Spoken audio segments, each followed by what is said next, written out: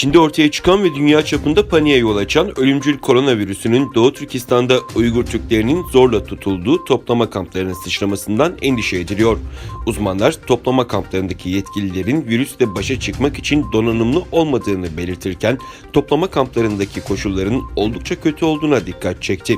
Washington merkezli Komünizm Mağdurları Vakfı'ndan Çin çalışmalarıyla bilinen Alman araştırmacı Adrian Zenz, koronavirüsü Doğu Türkistan krizine tamamen yeni bir boyut ekleyebilir ifadesini kullandı. Bir başka uyarıda Washington'daki Georgetown Üniversitesi Çin Tarihi Profesörü James Milward'dan geldi. Milward'a göre toplama kamplarındaki yetkililer olası salgına karşı donanımlı değil. New York Times'tan Avusturya Remzi'de eski tutukluların ifadelerine dayanarak verdiği haberinde sağlık ve temizlik koşullarının çok kötü olduğunu belirttiği toplama kamplarıyla ilgili eğer salgın meydana gelirse büyük ve muhtemelen gizli bir sorun olabilir dedi.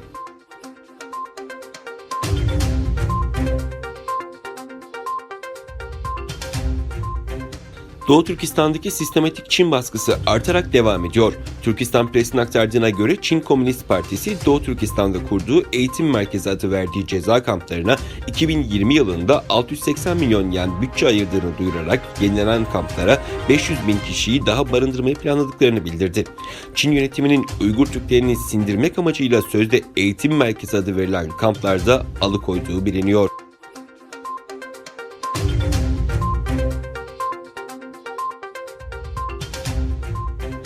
Çin, hızla yayılarak şu ana kadar 41 kişinin ölümüne neden olan koronavirüs nedeniyle ülke içi ve dışına yapılacak bütün yolculukları askıya aldı.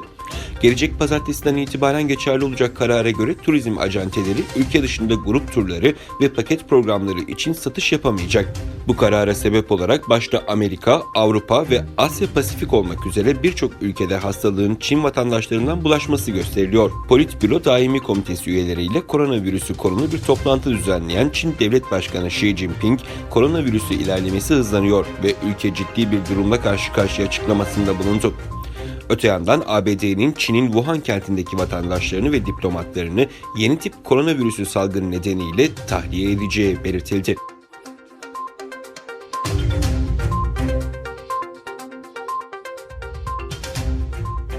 Çin'in Hong Kong Özel İdare Bölgesi'nde Wuhan'da ortaya çıkarak ülke geneline yayılan yeni tip koronavirüsü salgını nedeniyle en yüksek alarm durumu ilan edildi.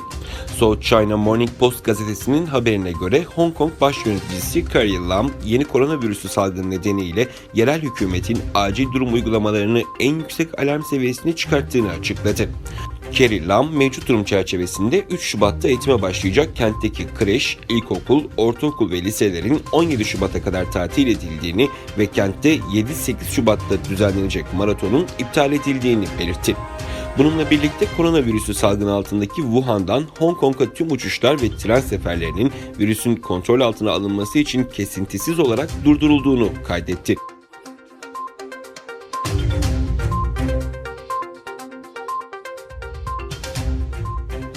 Afet ve Acil Durum Yönetimi Başkanlığı Elazığ'da meydana gelen depreme ilişkin son bilgileri paylaştı.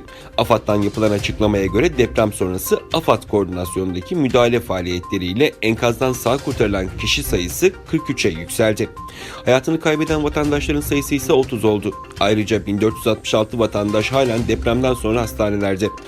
Öte yandan bölgeye ulaştırılan 8565 çadırdan ihtiyaç duyulan kadarının kurulumu tamamlanırken hasar tespit analizleriyle 72 binanın yıkıldığı, 514'ünün ağır hasar aldığı ve 409'unun az ve orta hasarlı olduğu belirlendi.